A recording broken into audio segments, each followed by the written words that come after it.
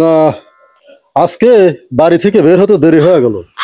বউকে বললাম ভাত দিতে, বউ বললো চাল নাই। চাল নাই তাতে কি হয়েছে, কটা খিচুড়ি তো রান্না করতে পারতো। এই কথা বলায় বউ রাগ করে বাপের বাড়ি চলে গেল। অন্তত 7-8 দিন তো আসবে না। যাই গ্রামে যাই, দেখি কারো বাড়ি খাওয়া যায় নাকি।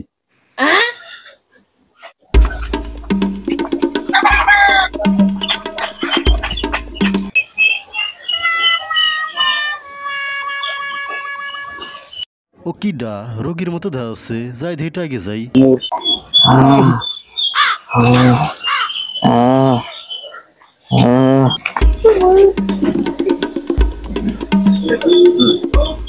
ডাক্তার সাহেব আমারে বাঁচান।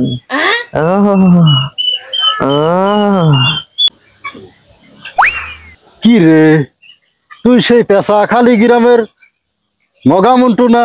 তা কি হয়েছে তোর? আর কি কব ডাক্তার সাহেব, আজ 18 মাস ধরে জ্বর কিছুতেই কমছে না, তাই তো আপনার কাছে যাচ্ছি। এত কঠিন রোগ বাদাইছিস, তাই এই রোগের চিকিৎসা হাবুল ডাক্তারের কাছে কোনো ব্যাপার না। চল তোর বাড়ি যাই, তোর বাড়ি যা আগে পেটটা ঠান্ডা করে লই, তারপরে তোর ঠান্ডা করবো না।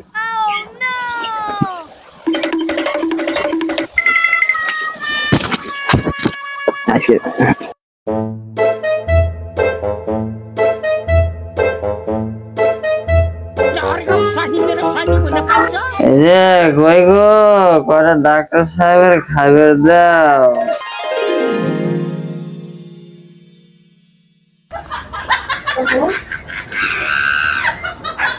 বাহ বাহ বাহ বাহ, অবশেষে কটা খাওয়ার তো জুটলো কপালে, পেট ঠান্ডা করে দিস।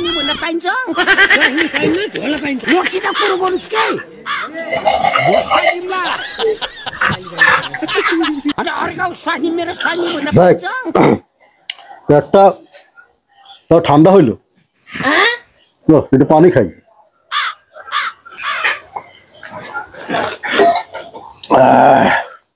মন্টু শুই ভরো, দেখা লাগবে কি হয়েছে, যন্ত্রপাতি বাইর করি।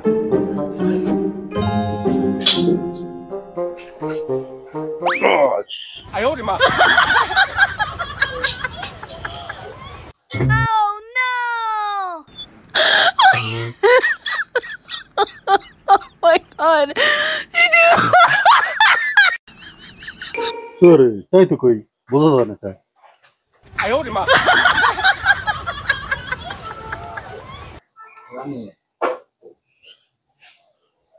Wow.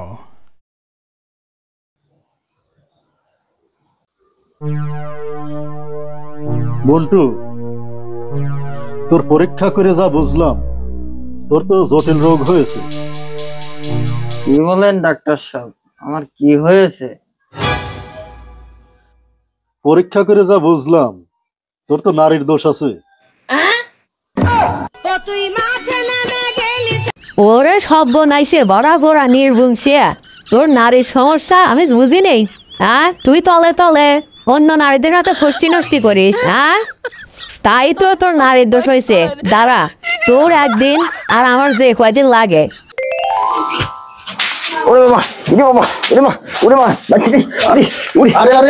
আরে বউ থামো।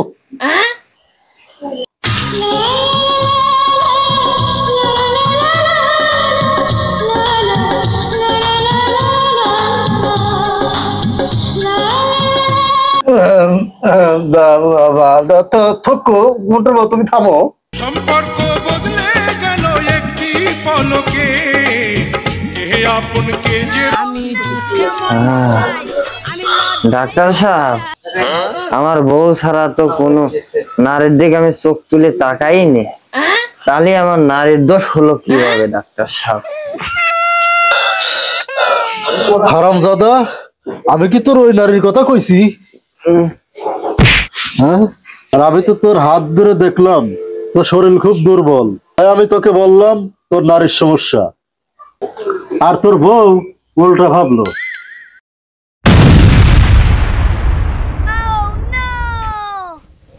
তাই সর্বনেশে খাওয়া তোর আজকে রুগী দেখা বার করতেছি আমি তখন তো তুই না বুঝে আমার স্বামীর নামে উল্টে পাল্টা কথা বলি হ্যাঁ আর তোকে জাদা বেটা করে তোরা ডাক্তারগিরি ভাই করতেছি ওরে মারে আমাকে বাঁচাও ওই পলাই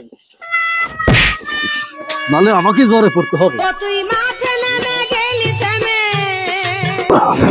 কাজটা ভালো হলো না আমাকে আবার ডাকা লাগবে সব বোনাইছে তুই কি যাবি নাকি আমি আসবো সব বোনাইছে